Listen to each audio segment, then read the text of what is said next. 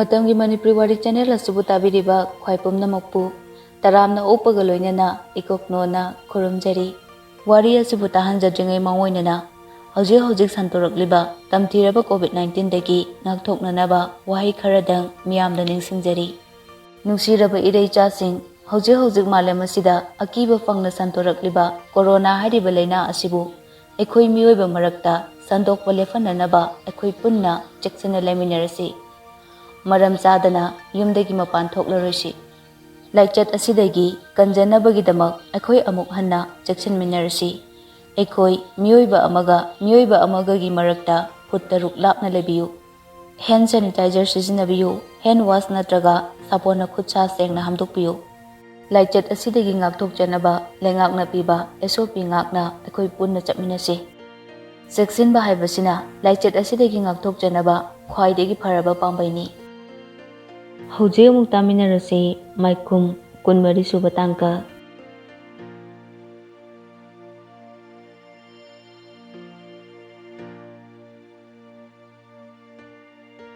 ai taleeda nanga wari sabase ai thamage ase haraga chambi call da kai som da boristi nokli onthokmanida kamaina ngangani side tanja duda mama ibemadu changai nang bo hogolo ne ase mukta yengu lau kai dorage kai noima ngangi he nang sima boris hogotuna thokre mama do leptana yengowi ha kadai nupi masano mana mu wari sarisina aidi pelida masana yade haraga amuk chela adi kamdongni sidia mamangda thokriba thokdoktuna su mama da pangpada pakhatle boris mapalamda chattuna ningthina matam changna yengbudagi makhongdusu hanugumna karisu tawdana leire koitholubada chanbibu thengnabadagi pura ngaukrabani matang kuina nupi angangi wakaldu leirudrabani ngasidi chanbida lukre adubu chanbi nongmuta nupa naha koraktabani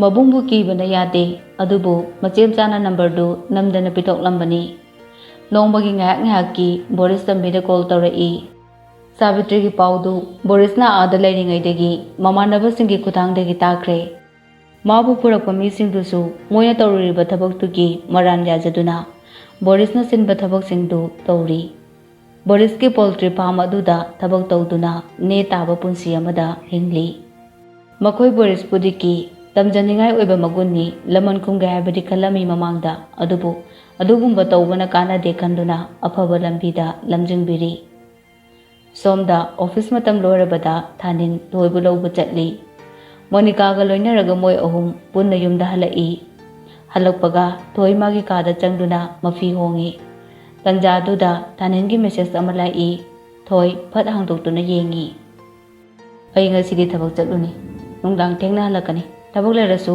ataida sinaramo thoi machin haraptum thoi aduga reply pi kaidano thabak ne kuiro oi is nungdang sida thoi makha tana haidre masada press oithoklaga kitchen da changlaktuna banu na henjang semlebudu yawi banu noktuna harai yarene nang anti dum tawrage wadribro nangbo wadi anti aishu sum tawrake ani do noktana wari sanari wendi thabak halakpaga magi kada kai na loisali tanja duda mamanabi ki call lai thoibia hau kedorino nangbo sum leirambane kedorage paw matam ge tawbane nang saudu sarakanu ko saroi he kai pawno nang Boris ka paw phawnaribra Wendy ngakna kado phawnadoino phawnade nang lana de lawno Boris do akoi sidagi angang ama lumba kana lai Wendy tu khyaw chungi machinda de harai laksanu adu kadorage kasam tawdeda selriam na paramale makongdu su phare ai ubudaga kausile ahum lak surabane aina mase swaide urise ado ngasidi maramdu khangi Wendy tapna harai ai halakpadagi phasana pothadri horen wa harake yadoira mamanabidudi Wendy na nuaitre khangi hoi thamjaro potharo Wendy phone kakpaga harap yengduna phammi ꯕꯣꯔꯤꯁꯄꯨ ꯅꯨꯡꯁꯤꯕ ꯅꯠꯇꯦ ꯃꯥ ꯑꯗꯨꯕꯨ ꯄꯥꯎꯗꯣ ꯍꯦꯛ ꯇꯥꯕꯗꯗꯤ ꯀꯩꯅꯣꯝꯃ ꯐꯥꯎꯏ ꯍꯧꯈꯤꯕ ꯊꯧꯗꯣꯛꯁꯤꯡꯗꯣ ꯉꯥꯏꯍꯥꯛ ꯅꯤꯡꯁꯤꯡꯉꯤ ꯁꯣꯝꯗꯅ ꯊꯥꯅꯤꯜ ꯅꯨꯡꯊꯤꯜ ꯅꯨꯃꯤꯗꯥꯡ ꯋꯥꯏꯔꯝꯗꯨꯗ ꯍꯣꯇꯦꯜꯗ ꯌꯧꯔꯛꯏ ꯊꯧꯕꯅ ꯃꯌꯨꯝꯗꯒꯤ ꯃꯍꯤ ꯃꯅꯥꯏ ꯈꯔ ꯂꯧꯔꯨꯔꯦ ꯑꯅꯤꯗꯣ ꯁꯥ ꯑꯁꯦꯝꯕ ꯂꯧꯔꯨꯅꯕ ꯊꯣꯛꯂꯛꯏ ꯂꯝꯕꯤꯗ ꯆꯠꯅ ꯕꯣꯌꯥꯏꯗ ꯀꯣꯜ ꯇꯧꯏ ꯔꯤꯡ 2-3ꯂꯛ ꯆꯠꯄꯒ ꯄꯥꯏꯔꯛꯏ ꯕꯣꯌꯥꯏ ꯍꯥꯎ ꯇꯥꯏꯅꯦ ꯀꯩ ꯂꯩꯔꯒꯦ ꯅꯨꯡꯉꯥꯏꯈ꯭ꯔꯕꯅꯤꯅ ꯄꯥꯎꯒ ꯐꯥꯎꯔꯛꯇꯦꯅꯦ ꯍꯥ ꯀꯩꯝ ꯂꯩꯇꯦ ꯅꯪ ꯊꯕꯛ ꯂꯩꯕ꯭ꯔꯣ ꯑꯦ ꯀꯩ ꯄꯥꯈꯣꯟ ꯑꯃꯨꯛ ꯊꯥꯒꯦ ꯍꯥꯏꯅꯣ ꯑꯁ ꯊꯥꯔꯣꯏꯕꯣ ꯊꯕꯛ ꯂꯩꯇ꯭ꯔꯗꯤ ꯍꯣꯇꯦꯜꯗ ꯂꯥꯛꯑꯣ ꯍꯥꯏꯒꯦ ꯇꯧꯕꯅꯦ ꯊꯧꯕꯁꯨ ꯂꯩꯌꯦ ꯀꯩ ꯂꯩꯒꯦ ꯀꯩꯝ ꯂꯩꯇꯦꯗ ꯀꯩꯅꯣꯝꯃ ꯆꯥꯁꯦ ꯇꯧꯕꯅꯦ ꯑꯩꯈꯣꯏ ꯕꯖꯥꯔꯗ ꯂꯩꯔꯤ ꯂꯥꯛꯑꯣ ꯍꯣꯏ ꯍꯣꯏ ꯕꯣꯌꯥꯏ ꯀꯣꯜꯗꯣ ꯊꯝꯕꯒ ꯂꯣꯏꯁꯤꯟꯗꯨꯅ ꯒꯥꯔꯤ ꯊꯧꯗꯣꯔꯛꯇꯨꯅ ꯊꯥꯅꯤꯡꯒꯤ ꯃꯐꯝꯗꯨꯗ ꯇꯝꯅ ꯂꯥꯛꯏ ꯑꯅꯤꯗꯨ ꯄꯣꯛ ꯑꯁꯦꯝꯕ ꯈꯔ ꯂꯧꯔꯒ ꯍꯜꯂꯛꯂꯦ ꯊꯣꯡꯅꯕ ꯁꯦꯝ ꯁꯥꯏ ꯉꯥꯏꯍꯥꯛꯀꯤ ꯃꯇꯨꯡꯗ ꯕꯣꯌꯥꯏꯁꯨ ꯂꯥꯛꯏ ꯑꯍꯨꯝꯗꯣ ꯄꯨꯟꯅ ꯋꯥꯔꯤ ꯅꯨꯡꯉꯥꯏꯔꯤ ꯊꯧꯕ ꯕꯣꯌꯥꯏꯗ ꯑꯣꯟꯁꯤꯟꯗꯨꯅ ꯍꯥꯏꯔꯛꯏ ꯀꯌꯥꯝ ꯋꯥꯠꯂꯤꯒꯦ ꯅꯪꯒꯤꯅ ꯕꯣꯌꯥꯏ ꯈꯤꯇꯪꯈꯛ ꯅꯣꯛꯏ ꯃꯉꯛꯅ ꯏꯜꯂꯒ ꯊꯥꯅꯤꯜꯂꯣꯝꯗ ꯏꯪꯒꯤꯠ ꯇꯧꯏ ꯑꯃꯁꯦ ꯂꯣꯏꯔꯒ ꯇꯧꯔꯗꯧꯅꯤ ꯊꯥꯅꯤꯜ ꯕꯣꯌꯥꯏꯗ ꯌꯦꯡꯂꯛꯏ ꯑꯩ ꯂꯣꯏꯗ꯭ꯔꯗꯤ ꯌꯥꯗꯕ꯭ꯔꯣ ꯑꯩꯗꯤ ꯋꯥꯠꯂꯤꯍꯦ ꯕꯣꯌꯥꯏꯅ ꯑꯦ ꯀꯗꯥꯏꯗ ꯋꯥꯠꯂꯗꯅ ꯅꯒꯨꯟ ꯈꯪꯉꯦꯅꯦ ꯏꯕꯨꯡꯉꯣ ꯀꯅꯥꯝ ꯂꯩꯖꯗꯕꯅꯤ ꯀꯣꯏꯖꯗꯕꯅꯤ ꯈꯜꯂꯒ ꯁꯤꯟꯕꯤꯔꯨꯕꯅꯤ ꯃꯅꯨꯡꯗ ꯂꯩꯔꯝꯃꯦ ꯑꯗꯨꯒ ꯃꯤꯒ ꯍꯥꯏꯗꯣꯛꯇꯒꯩ ꯊꯥꯅꯤꯜ ꯊꯧꯕ ꯅꯣꯛꯏ ꯕꯣꯌꯥꯏ ꯃꯈꯥ ꯇꯥꯔꯛꯏ ꯑꯩꯁꯦ ꯅꯥꯎꯕꯤꯒꯤ ꯃꯃꯥꯡꯗ ꯃꯥꯏꯁꯦ ꯎꯠꯄ ꯉꯝꯗ꯭ꯔꯕꯅꯤ ꯏꯀꯥꯏꯕꯗ ꯀꯣ ꯊꯥꯅꯤꯜ ꯅꯣꯛꯇꯨꯅ ꯍꯥꯏꯔꯛꯏ ꯅꯪꯅ ꯆꯦꯜꯂꯨꯕ ꯅꯠꯇ꯭ꯔꯣ ꯑꯩꯗꯤ ꯍꯥꯟꯅ ꯇꯧꯔꯨꯅꯣ ꯍꯥꯏꯔꯤꯗꯨꯗꯤ ꯑꯣ ꯅꯕꯨꯛꯇꯣ ꯃꯥꯡꯉꯤ ꯆꯦꯡꯉꯤ ꯈꯪꯂꯨꯗꯕ ꯍꯥꯟꯅꯗꯤ ꯈꯪꯂꯕ ꯊꯧꯕ ꯅꯣꯛꯇꯨꯅ ꯕꯣꯌꯥꯏꯗ ꯑꯣꯟꯁꯤꯜꯂꯛꯏ ꯃꯤ ꯍꯧꯖꯤꯛꯇꯤ ꯃꯦꯡꯒꯤ ꯅꯨꯄꯥ ꯑꯣꯏꯈꯤꯗꯧꯔꯕꯅꯤ ꯅꯩꯈꯤꯗꯧꯔꯕꯅꯤ ꯕꯣꯌꯥꯏꯅ ꯐꯅꯕꯨ ꯕꯤꯠ ꯂꯩꯔꯝꯒꯅꯤꯅꯦ ꯅꯨꯡꯇꯤꯒꯤ ꯒꯥꯔꯤꯗ ꯍꯥꯞꯇꯅ ꯊꯤꯟꯕꯗꯣ ꯑꯍꯨꯕ ꯃꯤꯅꯗꯤ ꯃꯤꯠ ꯅꯥꯔꯝꯗꯣꯏꯕ ꯊꯥꯅꯤꯜ ꯅꯣꯛꯏ ꯀꯅꯥꯅ ꯅꯥꯗꯣꯏꯅꯣ ꯑꯍꯦꯟꯕ ꯀꯔꯤ ꯇꯧꯗꯅ ꯑꯩꯁꯨ ꯑꯩꯒꯤ ꯊꯕꯛ ꯇꯧꯕꯅꯤ ꯀꯩꯅꯣ ꯑꯩꯅ ꯑꯣꯏꯔꯤꯁꯦ ꯗ꯭ꯔꯥꯏꯚꯔꯅꯦ ꯑꯣ ꯈꯪꯖꯔꯦ ꯅꯪꯅ ꯗ꯭ꯔꯥꯏꯚꯔ ꯑꯣꯏꯔꯤꯗꯣ ꯃꯔꯝ ꯆꯣꯡꯊꯣꯛꯂꯒ ꯂꯩꯔꯦ ꯍꯥꯟꯅ ꯅꯪ ꯀꯃꯥꯏꯅ ꯂꯩꯔꯝꯒꯦ ꯍꯥ ꯍꯦꯔꯥ ꯑꯗꯨꯏ ꯊꯕꯛꯇꯨꯗꯤ ꯀꯨꯏꯔꯦꯗ ꯇꯣꯛꯄ ꯍꯧꯖꯤꯛꯇꯤ ꯗ꯭ꯔꯥꯏꯚꯔꯅꯦ ꯑꯍꯨꯝꯗꯣ ꯋꯥꯔꯤ ꯁꯥꯟꯅꯗꯨꯅ ꯏꯟꯖꯥꯡꯗꯣ ꯊꯣꯡꯃꯤꯟꯅꯔꯤ ꯊꯣꯡꯕ ꯂꯣꯏꯁꯤꯜꯂꯛꯄꯗ ꯄꯨꯟꯅ ꯆꯥꯃꯤꯟꯅꯩ ꯃꯍꯤꯁꯨ ꯈꯔ ꯊꯛꯆꯤꯟꯈ꯭ꯔꯦ ꯈꯔ ꯉꯥꯎꯅꯔꯦ ꯅꯨꯄꯥ ꯑꯅꯤꯗꯨꯁꯨ ꯍꯟꯅꯈ꯭ꯔꯦ ꯊꯥꯅꯤꯜꯁꯨ ꯍꯜꯂꯒ ꯍꯥꯏꯗꯨꯅ ꯊꯣꯛꯂꯛꯏ ꯒꯥꯔꯤꯗ ꯀꯥꯈꯠꯂꯦ ꯊꯧꯕꯒ ꯕꯣꯌꯥꯏꯒꯗꯤ ꯆꯠꯈ꯭ꯔꯕꯅꯤ ꯊꯥꯅꯤꯜꯒꯤ ꯐꯣꯟꯗꯨ ꯔꯤꯡ ꯂꯥꯛꯏ ꯊꯥꯅꯤꯜ ꯃꯃꯤꯠꯀꯗꯣ ꯍꯥꯏꯔꯞ ꯉꯥꯎꯔꯒ ꯄꯥꯏꯈꯠꯂꯤ ꯍꯜꯂꯣ ꯀꯥꯏꯗ ꯂꯩꯔꯤꯅꯣ ꯊꯥꯅꯤꯜ ꯃꯃꯤꯠ ꯈꯪꯁꯤꯡ ꯃꯈꯣꯜꯗꯣ ꯈꯔ ꯁꯦꯝꯃꯤ ꯀꯩꯅꯣꯅꯦ ꯑꯩ ꯊꯕꯛ ꯆꯠꯄꯅꯦ ꯍꯜꯂꯛꯑꯦ ꯊꯣꯏ ꯐꯣꯟ ꯊꯝꯈ꯭ꯔꯦ ꯈꯣꯟꯖꯦꯜꯗꯨꯗ ꯀꯪꯂꯦ ꯊꯥꯅꯤꯜ ꯌꯨ ꯊꯛꯂꯦ ꯍꯥꯏꯕ ꯃꯁꯥꯗ ꯈꯪꯁꯥꯎ ꯁꯥꯎꯅꯤꯡꯂꯛꯏ ꯃꯃꯥꯡꯗ ꯑꯁꯨꯝꯅ ꯇꯧꯕ ꯑꯃꯨꯛꯇ ꯌꯥꯎꯈꯤꯗ꯭ꯔꯤꯕꯅꯤꯅ ꯃꯇꯝꯗꯣ ꯈꯤꯇꯪꯗꯤ ꯊꯦꯡꯖꯤꯜꯂꯛꯂꯦ ꯆꯥꯛ ꯏꯁꯤꯡꯗꯣ ꯇꯣꯛꯅꯔꯕꯅꯤ ꯌꯨꯝꯗꯣ ꯈꯔꯁꯨ ꯆꯤꯛꯂꯕꯅꯤ ꯄꯨꯡ 4 ꯇꯥꯔꯦ ꯊꯥꯅꯤꯜ ꯒꯥꯔꯤꯗꯣ ꯊꯧꯖꯤꯜꯂꯛꯏ ꯁꯨꯃꯥꯡꯗ ꯃꯅꯨꯡꯗ ꯊꯣꯏ ꯒꯥꯔꯤ ꯃꯈꯣꯜꯗꯣ ꯇꯥꯏ ꯊꯣꯡꯅꯥꯎꯗꯣ ꯍꯥꯡꯗꯣꯛꯇꯨꯅ ꯌꯦꯡꯉꯤ ꯊꯥꯅꯤꯜ ꯒꯥꯔꯤꯗꯣ ꯊꯧꯖꯤꯜꯂꯨꯔꯒ ꯇꯞꯅ ꯃꯣꯡ ꯍꯥꯗꯅ ꯃꯥꯒꯤ ꯀꯥꯔꯣꯝꯗ ꯂꯥꯛꯏ ꯋꯥ ꯉꯥꯡꯗꯦ ꯊꯣꯏ ꯌꯦꯡꯅ ꯐꯣꯟꯗꯣ ꯂꯧꯊꯣꯛꯇꯨꯅ ꯀꯣꯜ ꯇꯧꯁꯤꯜꯂꯤ ꯊꯥꯅꯤꯜ ꯄꯣꯀꯦꯠꯇ ꯌꯥꯎꯔꯤꯕ ꯐꯣꯟꯗꯣ ꯂꯧꯊꯣꯛꯇꯨꯅ ꯌꯦꯡꯉꯤ ꯊꯣꯏꯒꯤꯅꯤ ꯈꯪꯂꯕꯗ ꯊꯣꯏꯒꯤ ꯀꯥꯔꯣꯝꯗ ꯌꯦꯡꯈꯠꯂꯛꯏ ꯊꯣꯏ ꯂꯦꯞꯇꯨꯅ ꯂꯩꯕꯗꯨ ꯎꯕꯗ ꯍꯥꯏꯔꯞ ꯅꯣꯛꯆꯜꯂꯤ ꯐꯣꯟꯗꯨꯁꯨ ꯄꯥꯏꯈꯠꯇꯦ ꯇꯨꯃꯤꯟꯅ ꯑꯗꯨꯝ ꯀꯥꯔꯣꯝꯗ ꯆꯪꯈ꯭ꯔꯦ ꯊꯣꯏ ꯄ꯭ꯔꯣꯛ ꯍꯦꯛ ꯆꯥꯛꯂꯦ ꯃꯔꯝꯗꯤ ꯈꯪꯗꯦ ꯊꯥꯅꯤꯜꯅ ꯑꯗꯨꯝꯅ ꯍꯜꯂꯛꯄ ꯉꯁꯤꯅ ꯑꯍꯥꯟꯕꯅꯤ ꯑꯗꯨꯅ ꯁꯥꯎꯅꯤꯡꯂꯤꯕ꯭ꯔꯥ ꯀꯔꯤꯅꯣ ꯈꯪꯗ꯭ꯔꯦ ꯊꯥꯅꯤꯜꯁꯨ ꯃꯥꯒꯤ ꯀꯥꯗ ꯆꯪꯂꯒ ꯄꯣꯊꯥꯈ꯭ꯔꯦ ꯊꯣꯏꯁꯨ ꯀꯣꯜ ꯇꯧꯗ꯭ꯔꯦ ꯊꯣꯏꯁꯨ ꯊꯥꯅꯤꯜ ꯌꯨ ꯉꯥꯎꯈ꯭ꯔꯦ ꯈꯪꯕꯅ ꯀꯔꯤꯝꯇ ꯍꯥꯏꯗ꯭ꯔꯦ ꯃꯊꯪꯒꯤ ꯅꯨꯃꯤꯠꯇꯨ ꯊꯣꯏ ꯃꯤꯇꯤꯡ ꯑꯃ ꯂꯩ ꯍꯥꯏꯗꯨꯅ ꯉꯟꯇꯥꯅ ꯆꯠꯅꯤ ꯍꯥꯏꯕꯗꯨꯗ ꯊꯥꯅꯤꯜꯁꯨ ꯉꯟꯅ ꯂꯣꯏꯁꯤꯜꯂꯤ ꯃꯁꯥꯗꯨꯗꯤ ꯏꯍꯩ ꯍꯩꯅꯗ꯭ꯔꯕꯅꯤ ꯊꯣꯏ ꯂꯣꯏꯁꯤꯟꯕ ꯂꯣꯏꯔꯒ ꯕꯥꯅꯨꯅ ꯀꯩꯅꯣ khara semlaga charaga tholai Thanin gari manungda phamduna lerami thoi wa ngangde gari da phat kakhatli Monica su Thanin mirror du da harap yengi adubu wa haide gari da office lomda thoba hokre office manung du da gari do kami thoi gari dagi kumthabaga hoi mai haramda chumdring chatkre Monica su inaki ꯊꯥꯅꯤꯟ ꯊꯣꯏ ꯁꯥꯎꯔꯦ ꯍꯥꯏꯕ ꯈꯪꯉꯤ ꯑꯗꯨꯕꯨ ꯃꯔꯥꯜ ꯂꯩꯔꯕ ꯃꯤ ꯑꯃꯒꯨꯝ ꯀꯔꯤꯁꯨ ꯍꯥꯏꯍꯧꯗꯦ꯫ ꯀꯔꯤꯒꯨꯝꯕ ꯑꯃꯠꯇꯗ ꯆꯠꯊꯣꯛꯇ꯭ꯔꯦ ꯊꯥꯅꯤꯟ ꯒꯥꯔꯤꯗꯨꯗ ꯑꯗꯨꯝ ꯇꯣꯡꯗꯨꯅ ꯎꯪꯗꯨꯅ ꯂꯩ꯫ ꯃꯁꯥꯁꯨ ꯊꯛꯇꯣꯛꯇꯅ ꯊꯛꯄꯅꯤꯅ ꯏꯍꯩ ꯍꯩꯅꯗꯦ꯫ ꯃꯈꯨꯠꯅ ꯃꯀꯣꯛꯇꯨꯗ ꯑꯃꯨꯛ ꯅꯥꯟ ꯃꯔꯥꯏꯕꯛꯇꯨꯗ ꯑꯃꯨꯛ ꯄꯥꯏ ꯇꯧꯗꯨꯅ ꯂꯩ꯫ ꯅꯍꯥꯟꯈꯩ ꯃꯇꯝꯗꯒꯤ ꯍꯦꯟꯅꯗꯤ ꯉꯜꯂꯤ ꯅꯨꯃꯤꯠꯇꯨ꯫ ꯉꯥꯏꯍꯥꯛꯀꯤ ꯃꯇꯨꯡ ꯃꯁꯥ ꯅꯥꯟꯅ ꯀꯣꯠ ꯁꯨꯠ ꯇꯥꯏ ꯅꯤꯡꯊꯤꯖꯅ ꯇꯧꯕ ꯅꯨꯄꯥ ꯑꯃꯅ ꯃꯥꯡꯗ ꯆꯠꯂꯤ꯫ ꯇꯨꯡꯗ ꯅꯨꯄꯥ ꯈꯔ ꯏꯟꯅꯗꯨꯅ ꯑꯣꯐꯤꯁꯇ ꯆꯪꯈꯤꯕꯗꯨ ꯊꯥꯅꯤꯟ ꯎꯏ꯫ ꯀꯅꯥꯅꯣꯗꯤ ꯈꯜꯂꯤ꯫ ꯃꯉꯛꯇꯨ ꯏꯟꯊꯣꯛꯇꯨꯅ ꯆꯪꯈ꯭ꯔꯤꯕꯗꯨ ꯐꯥꯎꯕ ꯌꯦꯡꯉꯤ꯫ ꯅꯨꯄꯥꯗꯨ ꯃꯥꯒꯤ ꯀꯥꯔꯠꯇꯨ ꯁꯦꯀ꯭ꯌꯨꯔꯤꯇꯤꯗꯨꯗ ꯎꯠꯂꯒ ꯅꯣꯛꯐꯦꯠ ꯇꯧꯔꯝꯂꯒ ꯆꯪꯈꯤ꯫ ꯊꯥꯅꯤꯟ ꯅꯨꯄꯥꯗꯨꯕꯨ ꯌꯥꯝꯅ ꯈꯪꯅꯤꯡꯉꯤ ꯑꯗꯨꯕꯨ ꯀꯅꯥꯗ ꯍꯪꯂꯨꯅꯤ? ꯊꯥꯅꯤꯟꯅ ꯅꯨꯄꯥꯗꯨ ꯍꯦꯟꯅ ꯈꯪꯅꯤꯡꯂꯨꯔꯤꯕꯗꯨ ꯃꯁꯛ ꯐꯖꯕ ꯆꯨꯡ ꯐꯤꯔꯥꯜ ꯆꯥꯕ ꯅꯍꯥ ꯑꯣꯏꯕꯗꯨꯅ ꯍꯦꯟꯅ ꯈꯪꯅꯤꯡꯂꯨꯔꯤꯕꯅꯤ꯫ ꯑꯣꯐꯤꯁ ꯃꯅꯨꯡꯗ ꯁꯤꯌꯔ ꯍꯣꯜꯗꯔꯁꯤꯡ ꯌꯥꯎꯅ ꯃꯤꯇꯤꯡ ꯃꯆꯥ ꯑꯃ ꯇꯧꯔꯤ꯫ ꯑꯣꯐꯤꯁ ꯇꯥꯏꯃꯤꯡ ꯑꯣꯏꯕꯒꯤ ꯑꯇꯩ ꯁ꯭ꯇꯥꯐꯁꯤꯡꯗꯨꯁꯨ ꯂꯥꯛꯅꯈ꯭ꯔꯦ꯫ ꯊꯥꯅꯤꯟ ꯈꯨꯗꯥꯡ ꯒꯥꯔꯤꯗꯨ ꯊꯥꯡꯒꯠꯇꯨꯅ ꯌꯦꯡꯉꯤ꯫ ꯄꯨꯡ 11 ꯇꯥꯔꯝꯂꯦ꯫ ꯉꯁꯥꯏ ꯆꯪꯈꯤꯕ ꯅꯨꯄꯥꯗꯨ ꯍꯧꯖꯤꯛ ꯐꯥꯎꯕ ꯊꯣꯛꯂꯛꯇ꯭ꯔꯤ꯫ ꯀꯔꯤꯒꯤꯅꯣ ꯅꯨꯄꯥꯗꯨꯗ ꯍꯦꯟꯅ ꯈꯪꯅꯤꯡꯂꯨꯔꯤꯕ ꯍꯦꯟꯅ ꯊꯧꯁꯥꯔꯨꯔꯤꯕ ꯋꯥꯈꯜ ꯇꯥꯗꯦ꯫ ꯉꯥꯏꯍꯥꯛꯀꯤ ꯃꯇꯨꯡꯗ ꯅꯨꯄꯥ ꯑꯗꯨꯒꯤ ꯃꯤꯁꯤꯡꯗꯨꯅ ꯇꯨꯡꯗ ꯏꯟꯅꯔꯒ ꯊꯣꯏꯒ ꯅꯨꯄꯥ ꯑꯗꯨꯒ ꯃꯥꯡꯗ ꯆꯠꯃꯤꯟꯅꯗꯨꯅ ꯊꯣꯛꯂꯛꯏ꯫ ꯊꯥꯅꯤꯟꯗꯤ ꯃꯃꯤꯠꯀꯗꯨ ꯂꯥꯎꯊꯣꯛꯇꯨꯅ ꯂꯥꯞꯅ ꯌꯦꯡꯂꯛꯏ꯫ ꯊꯣꯏ ꯅꯣꯛꯇꯨꯅ ꯅꯨꯄꯥꯗꯨꯒ ꯈꯨꯠ ꯆꯣꯛꯅꯩ꯫ ꯑꯗꯨ ꯎꯕꯗ ꯊꯥꯅꯤꯟ ꯁ꯭ꯋꯥꯏ ꯂꯥꯎꯏ꯫ ꯃꯥꯅ ꯍꯦꯟꯅ ꯂꯨꯝꯖꯅ ꯂꯧꯔꯨꯔꯤꯕꯗꯨ ꯅꯨꯄꯥꯗꯨꯒꯤ ꯁꯛꯆꯨꯗꯅꯤ꯫ ꯍꯦꯟꯅ ꯆꯨꯡ ꯐꯤꯔꯥꯜ ꯆꯥꯕ ꯍꯦꯟꯅ ꯅꯨꯄꯥ ꯃꯥꯟꯕ ꯃꯁꯥ ꯅꯥꯟꯕ ꯁꯛ ꯐꯖꯕꯗꯨꯗꯅꯤ꯫ ꯅꯨꯄꯥꯗꯨ ꯃꯥꯒꯤ ꯈꯣꯡꯂꯣꯏꯁꯤꯡꯗꯨꯒ ꯒꯥꯔꯤ ꯃꯅꯨꯡꯗ ꯀꯥꯈꯠꯇꯨꯅ ꯊꯧꯗꯣꯛꯈ꯭ꯔꯦ꯫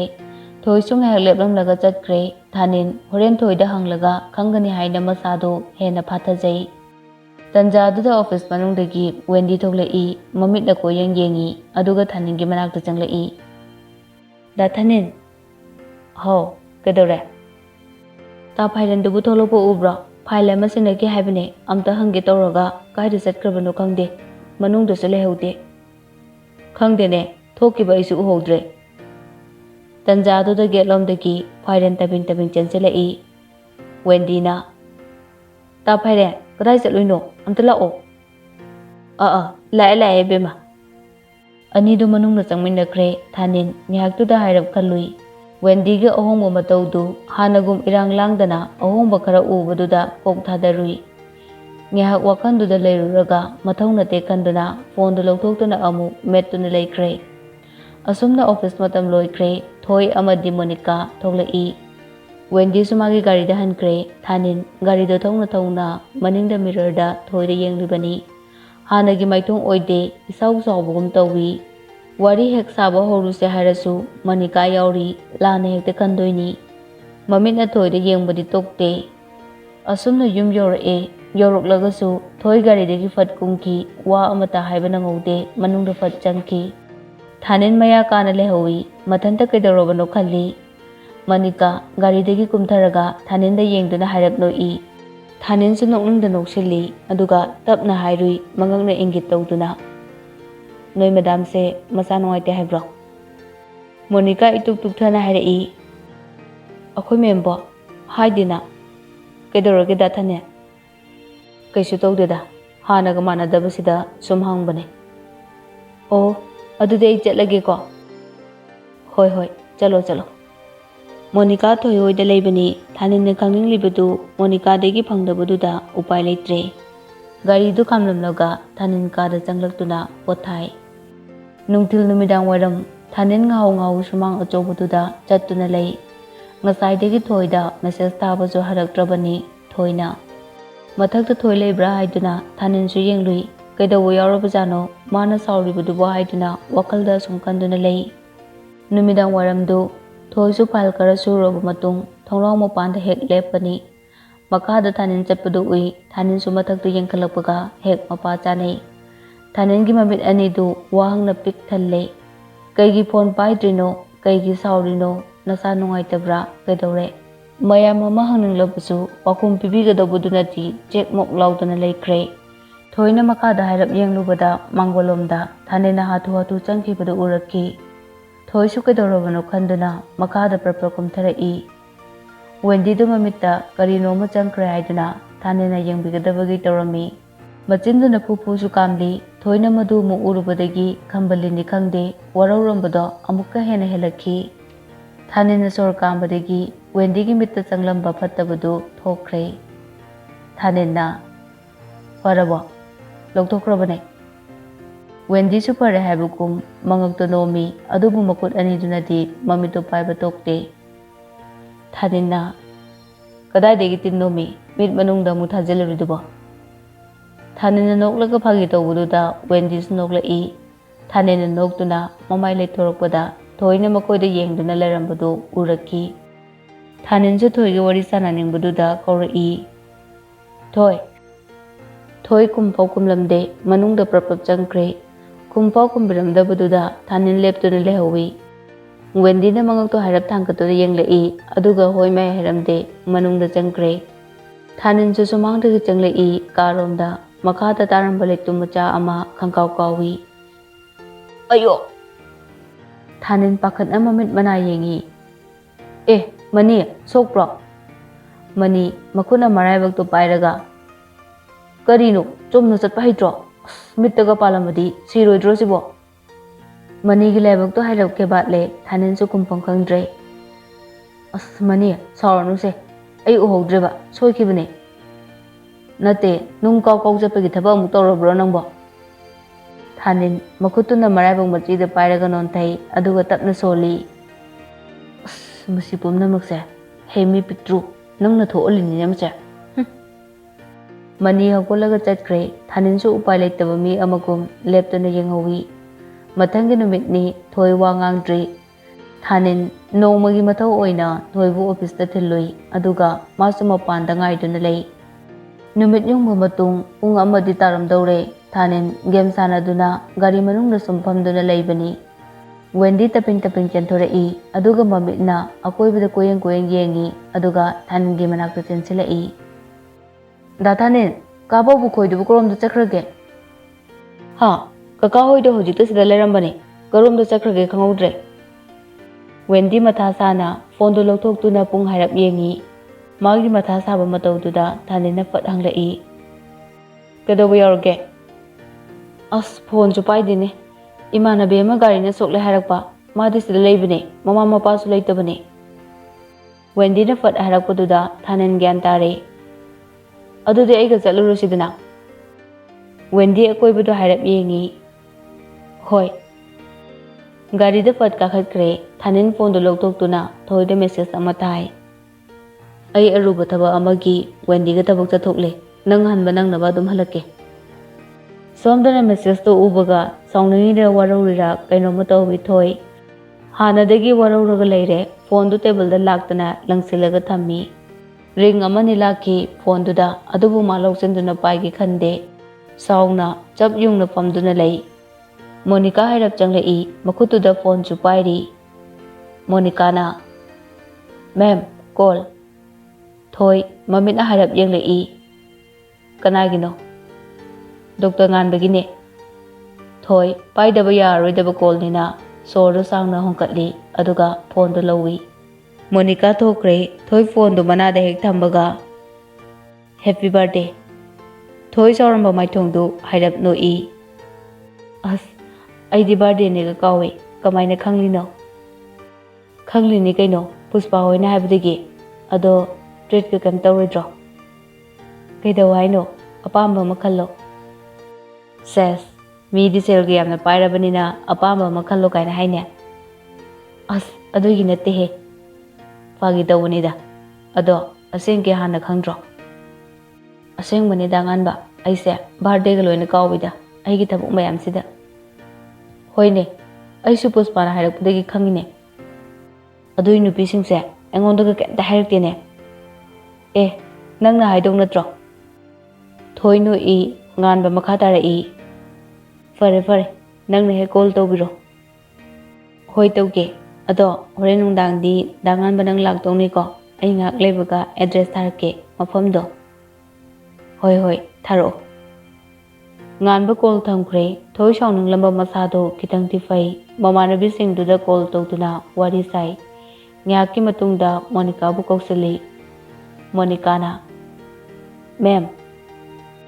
Monica, aidi kaurure, ꯉꯁꯤꯁꯦ ꯑꯩꯒꯤ ꯕꯥꯔꯗꯦ ꯑꯣꯏꯔꯝꯃꯦ ꯑꯗꯣ ꯍꯣꯔꯦꯟꯗꯤ ꯄꯥꯔꯇꯤ ꯃꯆꯥ ꯑꯃ ꯁꯤꯟꯗꯕ ꯌꯥꯔꯔꯣꯏ ꯀꯃꯥꯏꯅ ꯇꯧꯁꯤꯒꯦ ꯃꯣꯅꯤꯀꯥ ꯉꯥꯏꯍꯥꯛ ꯈꯨꯝꯗꯕꯤ ꯂꯩ ꯑꯗꯨꯒ ꯍꯥꯏꯔꯛꯏ ꯍꯣꯏ ꯃꯦꯝ ꯑꯗꯨꯗꯤ ꯅꯪ ꯀꯅꯥ ꯀꯅꯥꯅꯣ ꯄꯥꯎ ꯐꯥꯎꯅꯔꯒ ꯁꯤꯜꯂꯣꯀꯣ ꯍꯣꯇꯦꯜꯒꯤ ꯃꯃꯤꯡꯗꯨꯁꯨ ꯉꯥꯏꯍꯥꯛꯀꯤ ꯃꯇꯨꯡꯗ ꯑꯩꯉꯣꯟꯗ ꯍꯥꯏꯔꯛꯑꯣ ꯑꯩ ꯃꯤꯉꯣꯟꯗ ꯄꯥꯎ ꯍꯥꯏꯈꯤꯗꯣꯏꯅꯦ ꯍꯣꯏ ꯃꯦꯝ ꯃꯣꯅꯤꯀꯥ ꯊꯣꯛꯈ꯭ꯔꯦ ꯊꯣꯏ ꯁꯣꯔꯗꯨ ꯁꯥꯡꯅ ꯍꯣꯟꯗꯣꯛꯇꯨꯅ ꯃꯁꯥꯗꯣ ꯅꯦ ꯇꯥꯅ ꯐꯝꯃꯒ ꯋꯥꯈꯜ ꯇꯧꯔꯒ ꯂꯩ ꯊꯥꯅꯤꯟꯗ ꯍꯥꯏꯁꯤꯔꯥ ꯍꯥꯏꯔꯣꯏꯁꯤꯔꯥ ꯍꯥꯏꯗꯅ ꯃꯊꯟꯇ ꯑꯗꯨꯝ ꯈꯟꯗꯨꯅ ꯂꯩ ꯍꯥꯏꯔꯣꯏꯗ ꯑꯩꯒꯤ ꯕꯥꯔꯗꯦ ꯐꯥꯎꯕ ꯈꯪꯕꯤꯗꯕ ꯃꯥꯕꯨ ꯀꯣꯟꯅ ꯑꯗꯨꯝ ꯈꯪꯖꯅꯤ ꯊꯥꯅꯤꯟꯗ ꯍꯥꯏꯒꯦ ꯈꯟꯗ꯭ꯔꯦ ꯇꯨꯃꯤꯟꯅ ꯃꯇꯝꯗꯣ ꯌꯧꯔꯒ ꯈꯟꯖꯔꯅꯤ ꯈꯟꯈ꯭ꯔꯦ ꯃꯅꯤꯀꯥꯅ ꯇꯧꯔꯒ ꯃꯤ ꯊꯥꯗꯣꯛꯇꯨꯅ ꯕꯥꯔꯗꯦ ꯄꯥꯔꯇꯤ ꯃꯆꯥ ꯑꯃꯒꯤ ꯄꯨꯝꯂꯥꯡ ꯂꯥꯡꯗꯨꯅ ꯁꯤꯟꯕ ꯂꯣꯏꯔꯛꯑꯦ ꯀꯝꯄꯅꯤ ꯑꯗꯨꯒꯤ ꯁꯤꯌꯔ ꯍꯣꯜꯗꯔꯁꯤꯡꯗꯨ ꯈꯨꯗꯛꯀꯤ ꯑꯣꯏꯅ ꯏꯟꯚꯥꯏꯠ ꯑꯃꯃꯝ ꯇꯧꯋꯤ ꯁꯦꯝ ꯁꯥꯕ ꯄꯨꯝꯅꯃꯛ ꯂꯣꯏꯁꯤꯜꯂꯛꯑꯦ ꯊꯣꯏꯅ ꯊꯥꯅꯤꯟꯗ ꯆꯠꯊꯣꯛꯈꯤꯅꯨ ꯊꯕꯛ ꯆꯠꯀꯅꯤ ꯍꯥꯏꯔꯝꯃꯤ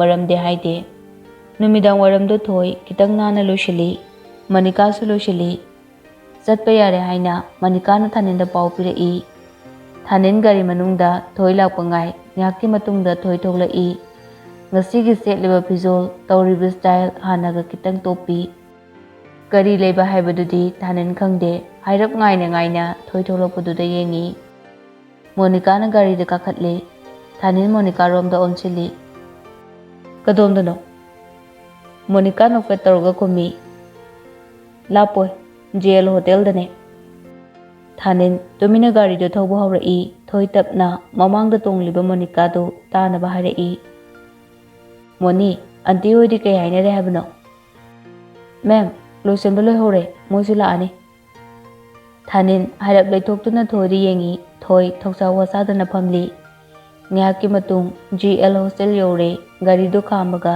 ꯅꯨꯄꯤ ꯑꯅꯤꯗꯨ ꯀꯨꯝꯊꯈ꯭ꯔꯦ ꯃꯣꯅꯤꯀꯥ ꯒꯥꯔꯤ ꯃꯅꯨꯡꯗ ꯐꯝꯂꯤꯕ ꯊꯥꯅꯤꯟꯗ ꯑꯣꯟꯁꯤꯜꯂꯤ ꯃꯅꯨꯡ ꯆꯪꯉꯨꯁꯦ ꯍꯥꯏꯌꯦ ꯃꯦꯝꯅ ꯍꯥ ꯑꯩꯕꯣ ꯍꯣꯏ ꯆꯪꯂꯝꯃꯣ ꯆꯪꯂꯛꯑꯒꯦ ꯃꯣꯅꯤꯀꯥ ꯑꯃꯗꯤ ꯊꯣꯏꯗꯨ ꯆꯪꯈ꯭ꯔꯦ ꯊꯥꯅꯤꯟ ꯒꯥꯔꯤ ꯃꯅꯨꯡꯗ ꯇꯨꯃꯤꯟꯅ ꯐꯝꯂꯤ ꯀꯔꯤꯒꯤ ꯑꯣꯏꯔꯖꯥꯠꯅꯣ ꯉꯥꯏꯍꯥꯛ ꯂꯩꯔꯕ ꯃꯇꯨꯡ ꯃꯥꯁꯨ ꯒꯥꯔꯤꯗꯒꯤ ꯀꯨꯝꯊꯗꯨꯅ ꯃꯦꯟ ꯕꯤꯜꯗꯤꯡ ꯑꯗꯣꯝꯗ ꯆꯪꯂꯛꯏ ꯋꯦꯟꯗꯤꯒꯤ ꯒꯥꯔꯤꯁꯨ ꯈꯥꯝꯂꯗꯨꯅ ꯀꯨꯝꯊꯔꯛꯏ ꯋꯦꯟꯗꯤ ꯂꯥꯞꯅ ꯀꯧꯔꯛꯏ ꯗꯥ ꯊꯥꯅꯤꯟ ꯊꯥꯅꯤꯟ ꯆꯠꯂꯤꯗꯨ ꯆꯞ ꯂꯦꯞꯂꯒ ꯃꯃꯥꯏꯗꯨ ꯂꯩꯊꯣꯔꯛꯇꯨꯅ ꯂꯩ ꯋꯦꯟꯗꯤꯁꯨ ꯃꯁꯥꯗꯨ ꯇꯅꯥꯟ ꯇꯅꯥꯟꯕ ꯐꯤꯖꯦꯠꯅ ꯂꯩꯇꯦꯡꯗꯨꯅ ꯂꯥꯛꯂꯤ ꯇꯧꯔꯤꯗꯨ ꯎꯕꯗ ꯊꯥꯅꯤꯟ ꯀꯔꯤ ꯂꯩꯔꯕꯅꯣ ꯈꯟꯗꯨꯅ ꯉꯛꯄ ꯐꯥꯎꯔꯤ ꯋꯦꯟꯗꯤꯁꯨ ꯈꯣꯡꯊꯥꯡꯗꯣ ꯍꯥꯏꯔꯞ ꯀꯜꯂꯞ ꯆꯪꯂꯛꯏ ꯋꯦꯟꯗꯤꯅ ꯑꯩꯈꯣꯏ ꯊꯣꯏ ꯆꯪꯈ꯭ꯔꯕꯣ ꯍꯣꯏ ꯆꯪꯈ꯭ꯔꯦ ꯑꯣ ꯆꯪꯉꯁꯤ ꯂꯥꯛꯑꯣ ꯑꯅꯤꯗꯨ ꯃꯅꯨꯡꯗ ꯆꯪꯂꯛꯏ ꯆꯠꯅ ꯆꯠꯅ ꯊꯥꯅꯤꯟ ꯇꯞꯅ ꯍꯥꯏꯔꯛꯏ ꯉꯁꯤꯁꯦ ꯀꯩ ꯂꯩꯒꯦ ꯋꯦꯟꯗꯤ ꯉꯛꯅ ꯅꯣꯛꯇꯨꯅ ꯍꯥꯏꯔꯛꯏ ꯍꯩꯃꯥ ꯗꯥ ꯊꯥꯅꯤꯟ ꯈꯪꯗ꯭ꯔꯤꯕ꯭ꯔꯣ ꯑꯩꯈꯣꯏ ꯊꯣꯏꯅꯁꯨ ꯍꯥꯏꯗꯕ ꯉꯁꯤꯁꯦ ꯊꯣꯏꯒꯤ ꯕꯥꯔꯗꯦꯅꯤ ꯊꯥꯅꯤꯟ ꯈꯪꯄ꯭ꯔꯦꯛ ꯈꯪꯉꯤ ꯃꯥꯅ ꯂꯥꯛꯂꯤꯕ ꯗ꯭ꯔꯦꯁ ꯒꯤꯐ ꯑꯃꯠꯇꯁꯨ ꯄꯨꯔꯛꯇꯕ ꯄꯨꯝꯆꯝ ꯆꯝꯅ ꯄꯨꯡꯌꯥꯡ ꯌꯥꯡꯅꯅꯤ ꯂꯥꯛꯂꯤꯗꯣ ꯑꯇꯩ ꯃꯈꯥ ꯇꯥꯗꯦ ꯃꯥꯅ ꯆꯪꯂꯤꯗꯨ ꯇꯔꯪꯗꯅꯤ ꯄꯥꯔꯇꯤ ꯑꯃ ꯁꯤꯜꯂꯕꯅꯤ ꯑꯆꯝꯕ ꯃꯤ ꯑꯣꯏꯗ꯭ꯔꯕꯅꯤ ꯑꯗꯨꯕꯨ ꯃꯥꯅ ꯆꯪꯗꯧꯔꯤꯕ ꯐꯤꯖꯣꯜꯗꯨꯒ ꯈꯪꯉꯛꯏ ꯀꯥꯏꯔꯛꯏ ꯈꯜꯂꯛꯂꯦ ꯆꯨꯝꯃꯤ ꯉꯁꯤ ꯊꯣꯏꯒꯤ ꯕꯥꯔꯗꯦꯅꯤ ꯃꯥꯅ ꯍꯦꯟꯅ ꯈꯟꯖꯤꯜꯂꯨꯗꯕꯅꯤ ꯊꯣꯏꯅ ꯍꯥꯟꯅ ꯃꯥꯡꯖꯧꯅꯅ ꯃꯉꯣꯟꯗ ꯍꯥꯏꯗꯦ ꯑꯣꯟꯊꯣꯛꯄꯅꯤ ꯊꯥꯅꯤꯟꯅ ꯇꯧꯗꯣꯔꯤꯁꯦ ꯀꯔꯤꯅꯣ ꯎꯃꯝ ꯃꯝꯂꯦ ꯃꯪꯗꯨꯅ ꯆꯪꯂꯛꯄꯗ ꯃꯌꯥꯝꯅ ꯂꯩꯔꯤꯕ ꯍꯣꯜ ꯃꯆꯥꯗꯨ ꯌꯧꯔꯦ ꯋꯦꯟꯗꯤ ꯑꯇꯣꯞꯄ ꯃꯤꯁꯤꯡꯒ ꯋꯥꯔꯤ ꯁꯥꯗꯨꯅ ꯂꯩꯈ꯭ꯔꯦ ꯊꯥꯅꯤꯟ ꯂꯥꯞꯅ ꯂꯩꯔꯤꯕ ꯊꯣꯏꯗ ꯌꯦꯡꯉꯤ ꯑꯗꯨꯕꯨ ꯀꯔꯤꯗꯤ ꯍꯥꯏꯔꯨꯅꯤ ꯇꯁꯦꯡꯅ ꯅꯍꯥꯟꯗꯒꯤ ꯊꯣꯏꯅ ꯇꯧꯔꯤꯕꯁꯤ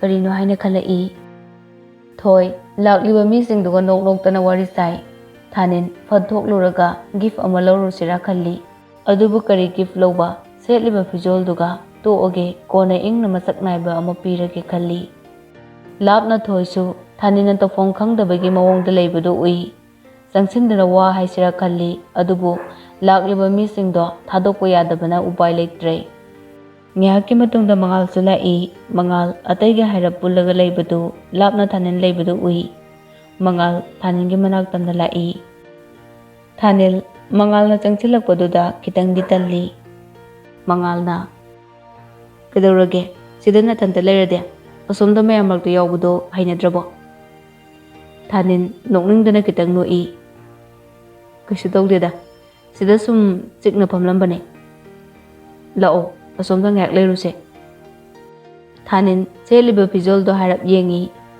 Atay laklibasingdudi party amagi chapchaba masaktani. Coat suit tie ningthijana tawri. Thanin na hoi. Atay leiribasingdugi manakta changlaga masana na haiduna thamliba glass ama mangana lawduna thakle. Thanin nokfetongna lawi amaga onsinaduna wari saduna lay ngayakti. Ngayakki matung shareholder ama oriba Samo mayam maraktuda changlai. Amaga wari ngayak sanay. Thoidi nakanda ngan boy lakli duga wari sanari. Samo Thaninda harap yenglaga. Ibungo Thanindo natro. Ako madam gi driver do. Thanin harap nui. Hoi kaka mane. Samo Thanina setliba pijol duda harap suktokuna yengi. Ako madam na chatlu sa bro. Hoi. Fat daithokre Thaninsu khangle Samogi wahido. Adubu karide hairuni mana hana khangudabagini. Thoisu mayam langdana leramba cake num kaktana gift na chingba pidana lerambuda losilakle. Hanakiba misu yauri thoidi mayam langbada Thaningi wakhal wajana khalude. Thanindi hek lakpadagi wakhalda pumchai chaikre. Thoina hana haibiram labadi ko khanduna laikre. Thoi Thanin leriba adomda hairap lai. Thaninsu ui thoina changlakibadu magi manaktani. Yogdringaida mangana thatkre anido onsinadana wari sanakre. Mangana ngasidi yam phase. Thank you. Thank you gai. Thoisunu I mangansunu I wari matang mari sanai. Nok tana mangalgi phagida thoi Thaninga kaurure. Thanina lapno ubada nungaiba natte. Ataiga nakrabadi khara muk phare. Manganganina inung nungaite. Tauri mayamduga wakhalgana khara nungaitre. Thoisunga wari saramlaga mangalsu halage haiduna thokre mi takpa horai.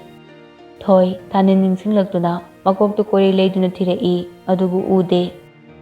Holdugi nakalda nupa ama leplibadu yengbada Thanin ne haiba khangle. Thoi kadagi prapap tholai. Thanin mi lakpagi saminduda phat leithoi. Thoi sora matang hontoklaga Thaningi nakta famtai.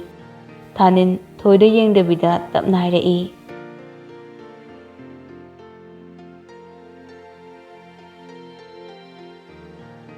Matang asida aigi nungsiraba listener singdagi kainanaba yathang lawjari makha taba saruk hayeng punna taminarasi.